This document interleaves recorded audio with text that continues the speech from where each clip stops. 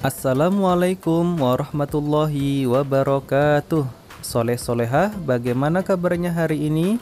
Alhamdulillah, luar biasa, semangat ceria, Allahu Akbar.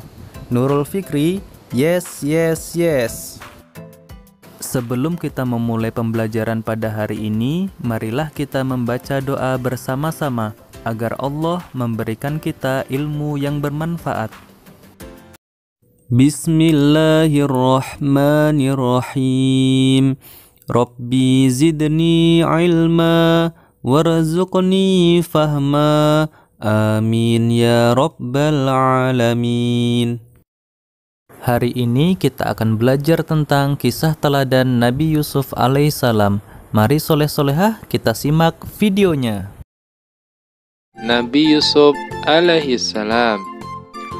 Allah Subhanahu wa Ta'ala memberikan kedudukan yang mulia kepada Nabi Yusuf alaihissalam.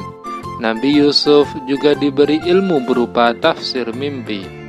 Nabi Yusuf adalah putra Nabi Yakub alaihissalam. Yusuf mempunyai adik kandung bernama Bunyamin dan 10 saudara berbeda ibu atau kakak-kakaknya Yusuf. Ayah Yusuf sangat dekat dengan Yusuf setelah ibu kandungnya yang bernama Rahel meninggal dunia. Saat Rahel meninggal, Yusuf baru berusia 2 tahun. Kedekatan Yusuf dengan ayahnya menimbulkan rasa cemburu 10 saudaranya yang tidak seibu. Mereka mulai tidak menyukai Yusuf, apalagi wajah Yusuf juga lebih tampan. Suatu hari, Yusuf bermimpi melihat 11 bintang, matahari dan bulan, semuanya bersujud kepadanya. Yusuf kemudian menceritakan mimpi itu kepada ayahnya. Yakub lalu berkata, "Janganlah kamu ceritakan mimpimu itu kepada saudara-saudaramu, supaya mereka tidak tergoda oleh setan dan mencelakakanmu." Dengan mimpi itu, ayahnya mempunyai firasat bahwa Yusuf kelak akan mendapatkan kedudukan yang tinggi di dunia dan di akhirat.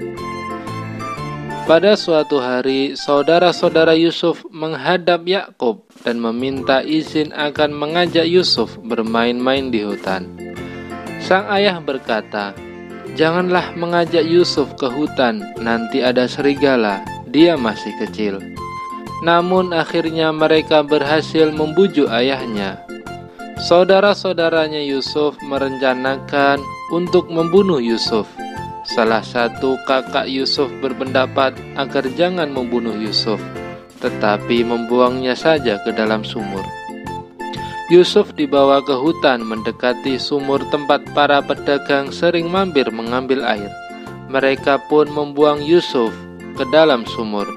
Saudara-saudara Yusuf kemudian pulang dan berkata kepada ayah mereka, "Wahai ayah, kami tadi sedang bermain dan berlomba memanah, lalu kami tinggalkan Yusuf di dekat barang-barang kami.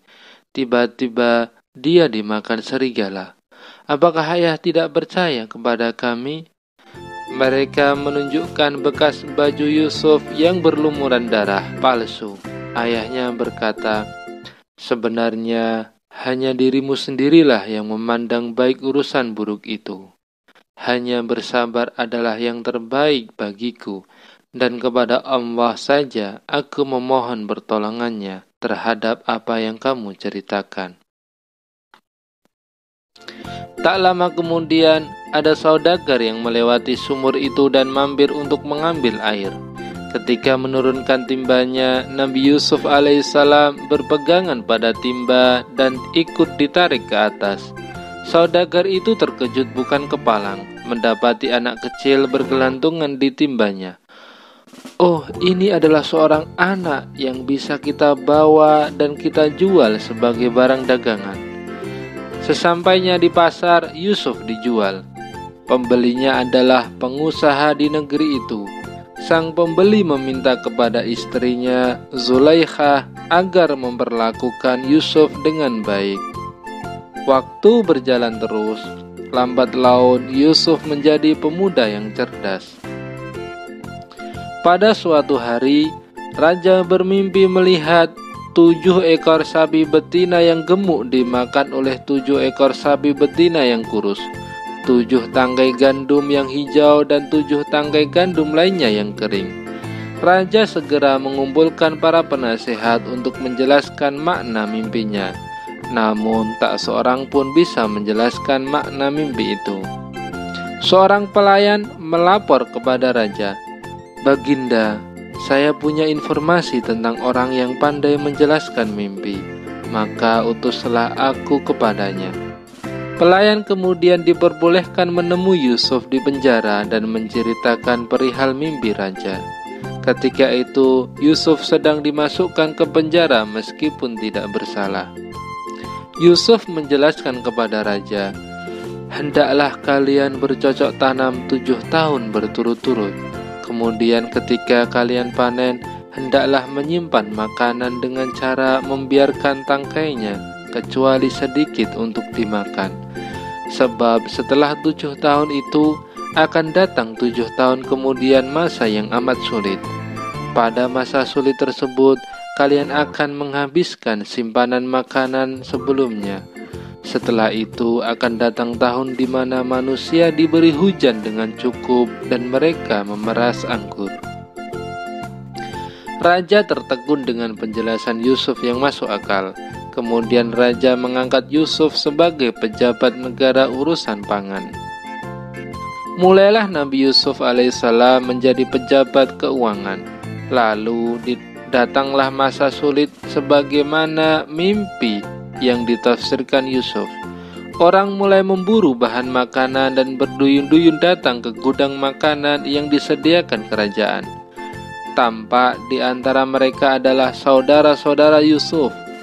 Yusuf mengenal mereka, sedangkan mereka tidak mengenali Yusuf. Mereka mengira Yusuf sudah lama meninggal dunia. Saat itu, Yusuf mendekati mereka dan bertanya tentang asal-usul daerah dan keluarga mereka. Mereka menjelaskan semuanya. Yusuf bertanya, "Kenapa saudara kalian yang kecil yang bernama Bunyamin itu tidak ikut ke sini? Untuk besok bawalah dia, atau kalian tidak akan mendapatkan bahan makanan seperti hari ini." Ketika saudara-saudara Yusuf kembali ke rumah, diceritakanlah kepada ayah mereka tentang pertemuan dengan pejabat tinggi kerajaan yang meminta Bunyamin ikut dalam perjalanan yang akan datang. Tentu sang ayah khawatir kejadian yang pernah menimpa Yusuf terulang kembali.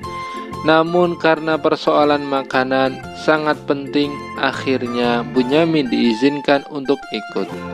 Ayah mereka, Nabi Yakub alaihissalam, kini sudah tua dan kehilangan penglihatan karena sering bersedih dan menangis mengingat nasib Yusuf. Para putra Yakub kini datang kembali ke kerajaan dengan membawa Bunyamin.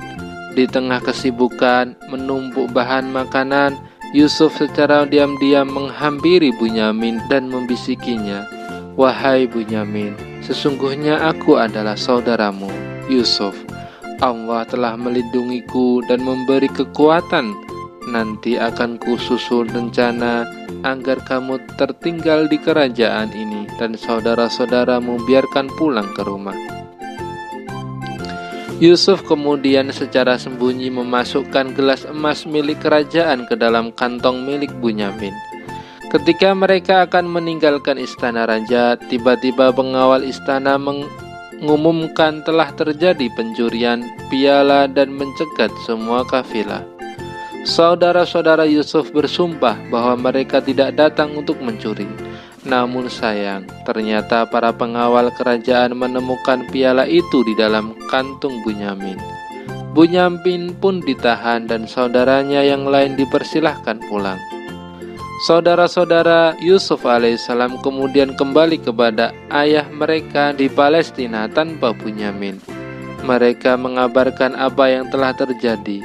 Ayahnya bertambah sedih dan berkata, "Wahai anak-anakku, pergilah kalian mencari berita tentang keberadaan Yusuf dan Bunyamin, dan jangan kamu berputus asa." Sewaktu mengambil makanan berikutnya, Yusuf alaihissalam mempertemukan Bunyamin dengan saudara-saudaranya. Yusuf berkata, "Sadarlah kalian tentang perbuatan apa yang telah kalian lakukan kepada saudara kalian sendiri, Yusuf dan Bunyamin." Mereka sangat terkejut karena di hadapan mereka ternyata adalah Yusuf, yaitu adik mereka yang pernah mereka buang ke dalam sumur. "Apakah engkau Yusuf?" Nabi Yusuf menjawab, "Benar, aku Yusuf." Mereka mengakui kesalahan dan memohon maaf atas perbuatan mereka membuang Yusuf. Nabi Yusuf berkata, "Kalian tidak akan dihukum atau dipersalahkan. Aku mohon kepada Allah Subhanahu wa Ta'ala ampunan dan rahmat bagi kalian, dan Allah Maha Penyayang." Setelah menanyakan keadaan ayahnya, Yusuf alaihissalam kemudian mengirim jubahnya supaya diusapkan ke wajah ayahnya, sembari meminta agar ayahnya segera diajak menuju istana.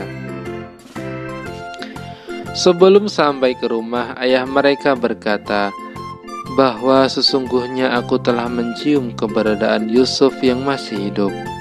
Maka benarlah ketika mereka tiba, jubah Yusuf diusapkan ke wajahnya dan muncullah kegembiraan di hati ayah. Penglihatan ayahnya pun dengan izin Allah telah pulih kembali. Saudara-saudara Yusuf dan ayahnya segera berangkat menuju Mesir. Nabi Yusuf alaihissalam menyambut kedatangan keluarganya. Nabi Yusuf langsung duduk di samping ayahnya. Setelah selesai pertemuan, seluruh keluarga Yusuf diminta tinggal di istana. Kemudian Nabi Yusuf menyatakan, "Inilah mimpiku sewaktu masih kecil dulu, melihat 11 bintang, matahari, dan bulan bersujud kepadaku. Allah Subhanahu wa Ta'ala mewujudkannya dengan banyak kebaikan kepadaku dan membebaskanku dari penjara, serta mempertemukan kita kembali." Ini adalah tugas untuk soleh-solehah, selamat mengerjakan dan selalu semangat dalam belajar. Demikianlah pembelajaran kita pada hari ini. Semoga kita bisa mengamalkannya. Jaga kesehatan, jangan tinggalkan sholat, selalu berbakti kepada orang tua, dan selalu semangat dalam belajar. Kita tutup dengan membaca doa kafaratul majelis. Bismillahirrahmanirrahim. Subhanakallahumma wa bihamdika, ashhadu an la ilaha illa anta, astaghfiruka wa atubu ilaik. Walhamdulillahi rabbil alamin. Assalamualaikum warahmatullahi wabarakatuh.